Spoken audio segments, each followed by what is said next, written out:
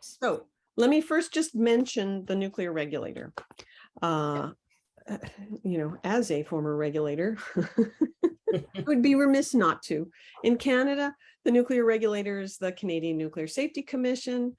The regulator has a variety of responsibilities. Obviously, they regulate nuclear power, not just the plants themselves that are operating, but the designs, etc. They regulate research reactors. This is research reactor at Massachusetts Institute of Technology. They regulate the fuel cycle. So here is an enrichment facility, uranium enrichment facility in the US. They also regulate nuclear materials use. And so nuclear materials use in medicine, in agriculture, in industry. In the US anyway, there are over 20,000 nuclear materials licensees. And I'm sure in Canada there are many as well. They regulate transport of nuclear materials and nuclear waste, and they regulate nuclear waste disposal. So all of this requires licensing. And so nuclear regulators have a big purview, which is to ensure the safety and security of nuclear materials and nuclear power. So just to emphasize that the regulator needs to be independent. It needs to be free of political or industry influence. It needs to have the funds and the personnel to actually carry out the job as the regulator, and it must be supported by the central government. And this goes for everywhere that nuclear power is being used and nuclear materials are being used. They all have nuclear regulators of some form. And I would argue that a robust regulator, one that is actually going to protect people, must be able to shut down facilities that they think are unsafe. If there is no independent regulator, then a country puts itself at great risks in terms of economics and public health. If you look at Japan, if you have an accident, it will cost billions and trillions in lost assets, in lost electricity supply, in cleanup, in damage, in lost industries, etc. So you want to avoid that at all costs. All right, so let's talk about waste.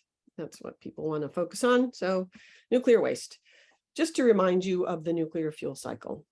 So, and where nuclear waste is produced. So you have to mine uranium, and then you mill it and you convert it to uranium hexafluoride gas.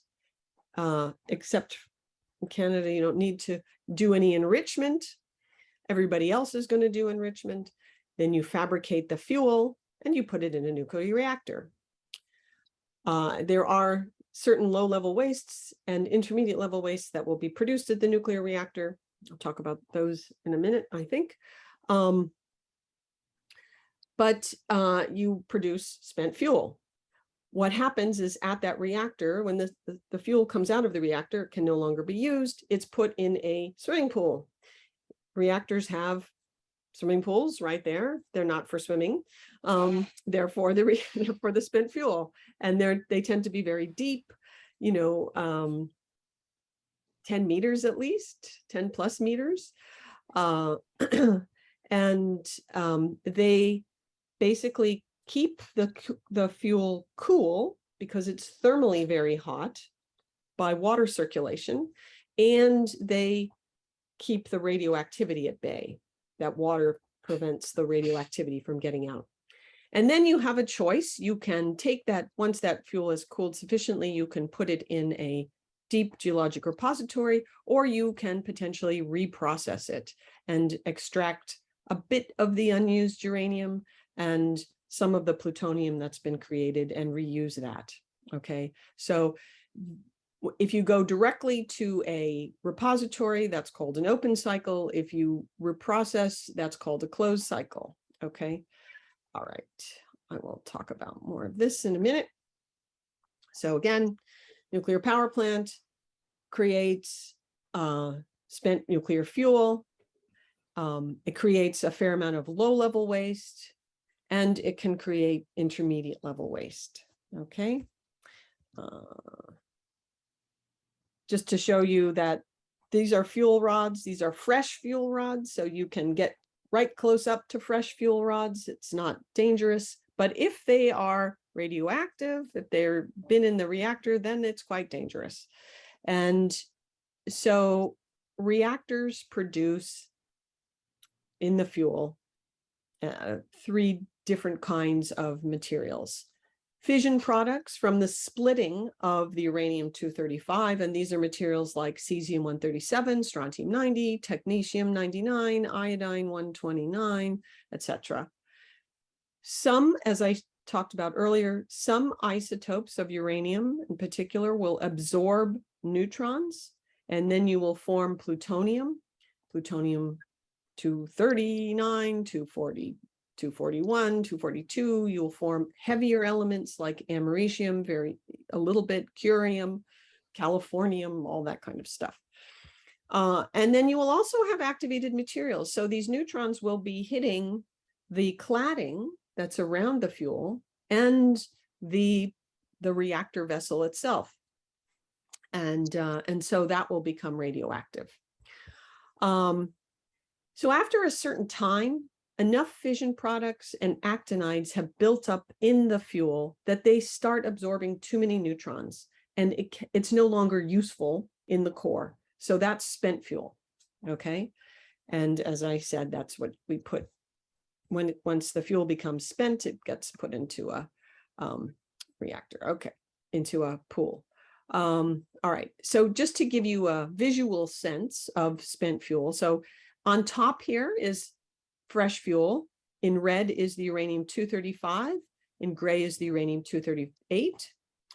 In the bottom here is the irradiated fuel. And you have much less uranium-235. You have in orange plutonium and other actinides. And then you have in dark gray the fission products, and the rest is uranium-238. Okay. So about in light water reactor spent fuel, about 1% of it is plutonium. That theoretically could be reused. And this is just a picture of a spent fuel pool, just to give you a visual image. And the fuel bundles are put in these slots. After a certain amount of time, depending on the amount of time the fuel has been in the reactor, you can take that fuel out of the pool and you can put it in a dry cask. And basically, this is concrete and steel, concrete around the outside, steel in the inside, cask that's filled with an inert gas like helium and sealed. And these things can sit. Yeah, it's about the nuclear. Indoors. Maybe somebody can yeah. You got it. He's muted. Okay, great. So these casks are passively cooled and can sit either outside in a concrete pad or in a building. And this is a way of storing the spent fuel. And they've been used in the United States since 1985. They're used around the world. And here's a picture of a dry cask facility in the state of Connecticut at a closed down plant. So how dangerous is spent nuclear fuel? At discharge, if you went up to it, you would be dead in a very short period of time. It's very, very lethal, 2,600 rems per hour. You know, 4 rems, 400 rems is a lethal dose. After time, of course, there's radioactive decay, and the radioactivity decreases, but it takes a long time for it to decrease significantly. So it's still really dangerous material, and we want to do something with it. Up to this point, no country has yet finally solved the problem of nuclear waste disposal, but in general, everybody agrees that the solution is for spent nuclear fuel to put it into a deep geologic repository. But none has yet opened. Let me give you some more updates on that. And let me dispel all the questions that people are going to ask about alternatives. Okay. There, of course, we've considered other things like sending it into outer space or the sun, but I might remind you that we do not have a great record on sending rockets up that don't explode. And if a rocket with a payload of nuclear waste exploded in the atmosphere, everybody would get a really nice dose of radiation. Not to mention that this would be rather expensive. Others have said, oh, well, just drop it in the abyssal plains and the deep sea muds. That actually might be a reasonable solution technically, but these are international waters and nobody will agree to this. Others say, leave it where it is, physics will change in the future, or we'll become smarter or something like that. And to that, I really don't agree. I think it is our responsibility, having made this mess, to clean it up for the next generation. And moreover, I do not think that institutions that would be charged with overseeing and ensuring the safety of this material over many decades or hundreds of years will last. Looking at the United States right now, I think it's pretty clear that institutions are not there forever. So back to geologic disposal. And you need geologic disposal no matter what, whether you have an open fuel cycle or a closed fuel cycle. But this can be difficult in terms of finding a good site. So what do we look for in a site in terms of technical criteria? The idea with deep geologic repository is that you're using a multi-barrier system. So you're using the rocks as well as the waste form and the canisters in which it's placed to ensure that it doesn't get out or that it takes a long time to get out. You would prefer to pick a place that is tectonically stable, in other words, no earthquakes and no volcanoes, that has low groundwater flow, that has stable geochemistry at depth. So a reducing environment is preferable. That means no oxidation.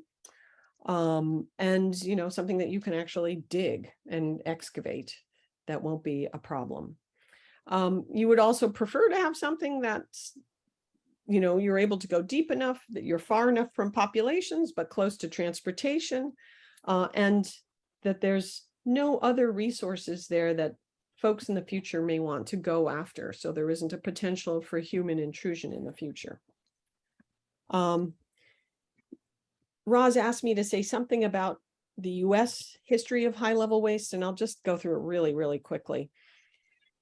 The US started looking at this in 1957. The US National Academy of Sciences, finally, after decades of producing this material, actually said, yeah, we should probably throw this away. And they recommended a deep geologic repository.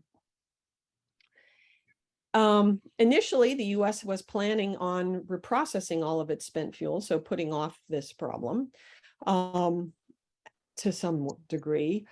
But then India tested a peaceful nuclear device, and that made it clear to the first Ford and then Carter administration that reprocessing and the separation of plutonium can lead to diversion into nuclear weapons. And so the country would stop this idea of reprocessing, which was an easy decision, frankly, because it was proving economically not viable. So it wasn't going to happen anyway. But this led to an immediate buildup of spent fuel at reactor sites, and all the utilities went to the government and said, well, what do we do? And so the government passed the Nuclear Waste Policy Act in 1982, which said this material is going to go into a geologic repository. The Department of Energy will find a site, characterize it, manage it. It will be licensed by the Nuclear Regulatory Commission based on standards set by the Environmental Protection Agency. There was a big fight about sites, which resulted in amendments to the Nuclear Waste Policy Act in 1987, which designated only Yucca Mountain in Nevada as the site to be studied. In 2002, the President and Congress approved the site, in 2008, the Department of Energy submitted a license application to the Nuclear Regulatory Commission.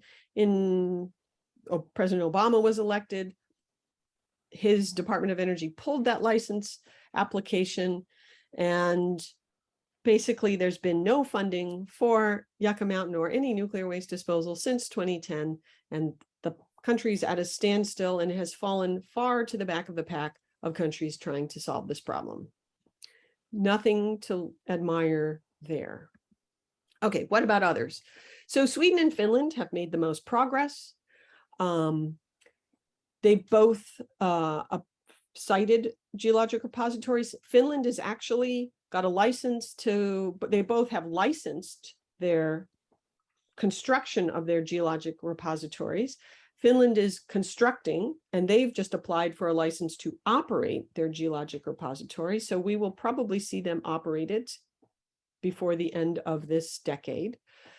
Sweden's probably a little further behind. France has selected a site. I says east of Paris, but it's actually quite far east of Paris. And Canada is progressing very steadily.